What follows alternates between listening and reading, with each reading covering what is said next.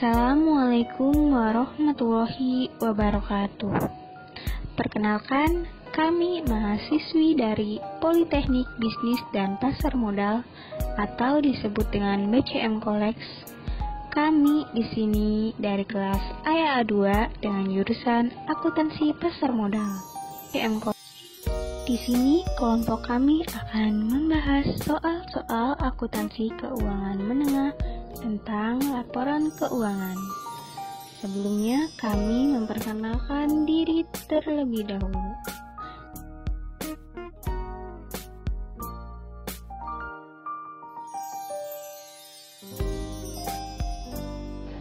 Sebelum lanjut ke soal-soal pembahasan, jangan lupa untuk like, komen, dan subscribe ya. Selamat menyaksikan. Di sini saya akan membacakan soal dan jawaban. Soal yang pertama yaitu suatu perusahaan yang beradaban hukum dan bertujuan untuk mencari kepemilikannya terbagi dalam bentuk saham disebut perusahaan. Jawabannya yaitu perorangan. Perorangan adalah badan usaha yang didirikan dan dimiliki oleh seseorang secara pribadi yang bertanggung jawab dan penuh atas semua risiko dan aktivitas yang dijalankan perusahaan. Nah, perusahaan perorangan itu lebih mudah didirikan karena tidak perlu izin usaha, tidak perlu beradaban hukum, dan modalnya tidak besar. Nah, soal yang kedua yaitu kekayaan atau harta yang dimiliki oleh suatu perusahaan disebut, jawabannya yaitu aktiva. Aktiva adalah segala kekayaan yang dimiliki oleh suatu perusahaan. Yang dimaksud dengan kekayaan ini adalah sumber daya yang dapat berupa atau hak dikuasai yang sebelumnya diperoleh perusahaan melalui transaksi atau kegiatan masa lalu untuk dapat diakui sebagai aktiva. Kekayaan atau sumber daya yang harus bisa diukur menggunakan satuan mata uang, bisa rupiah, dolar, atau mata uang lainnya tergantung dengan situasi kondisi yang meratai. Dan soal yang ketiga yaitu elemen-elemen suatu perusahaan. Laporan keuangan secara garis besar terdiri dari aktiva, uang atau kewajiban, dan modal pemilik laporan keuangan tersebut adalah, jawabannya yaitu laporan aliran kas atau disebut laporan arus kas adalah kegiatan dari laporan keuangan suatu perusahaan yang dihasilkan pada suatu periode akuntansi yang menunjukkan aliran masuk dan keluar. Di sini saya akan menjawab beberapa soal dari pengantar akuntansi. Oke, nomor 1. Suatu perusahaan memiliki aktiva atau harta sebesar 100 juta dan utang sebesar 60 juta. Maka modal pemilik tersebut berapa? Jadi di sini kita mencari modal. Mencari rumusnya dulu. Merumus mencari modal itu adalah aktiva dikurangi dengan kewajiban. Jadi aktiva tadi 100 juta dikurangi dengan 60 juta, jadi jawabannya adalah 40 juta.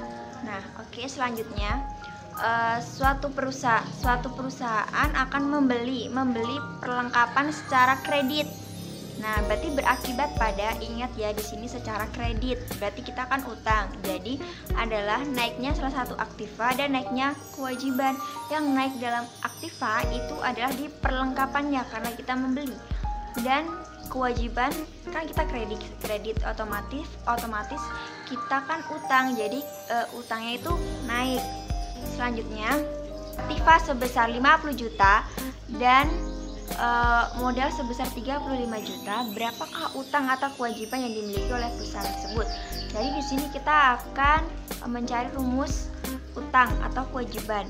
Nah, rumusnya itu adalah aktiva dikurangi dengan modal. Jadi aktiva kita tadi sebesar 50 juta dan dikurangi dengan 35 juta. Jadi jawabannya adalah 15 juta.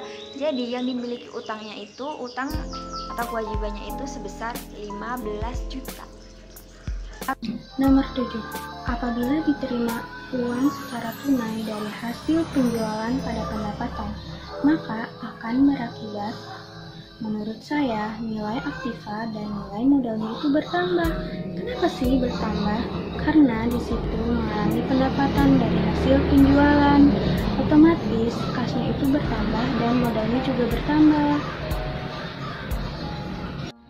Nomor 8. Pelunasan pembayaran utang akan mengakibatkan, menurut saya, aktiva dan turunnya utang. Kenapa sih?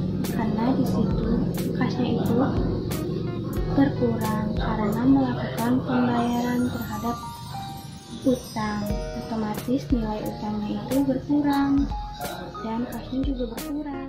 Nomor 9, salah satu elemen yang merupakan elemen aktiva yaitu, menurut saya yang termasuk elemen aktiva yaitu pendapatan jasa. Kenapa sih pendapatan jasa? Karena aktiva itu merupakan harta yang meliputi biaya-biaya yang terjadi terhadap transaksi sebelumnya atau bisa disebut yang memiliki manfaat di masa yang akan mendatang atau bisa disebut dengan aset. Nomor 10, misal pada perusahaan X memiliki aktiva sebesar 360 juta dan modalnya sebesar 210 juta. Nah, pada tahun yang bersangkutan itu aktivanya itu mengalami kenaikan sebesar 30 juta dan modalnya mengalami penurunan sebesar 45 juta. Nah, pada tahun itu berapa sih nilai utang pada tanggal 31 Desember 1991? Nah, berarti kita harus menghitung aktiva sama modalnya dulu. Cari aktiva itu berarti 360 juta ditambah 30 juta yaitu 390 juta. Sedangkan modalnya yaitu 210 juta dikurangi 45 juta yaitu 195 juta. Untuk mencari utang yaitu rumusnya nilai aktiva dikurangi modal. Nilai aktivanya yaitu 390. Nah, nilai modalnya yaitu 165 juta, berarti 360 juta dikurangi 165 juta itu berarti 225 juta. Itu saja pembahasan soal-soal dari kelompok kami. Kurang lebihnya mohon maaf. Wassalamualaikum warahmatullahi wabarakatuh.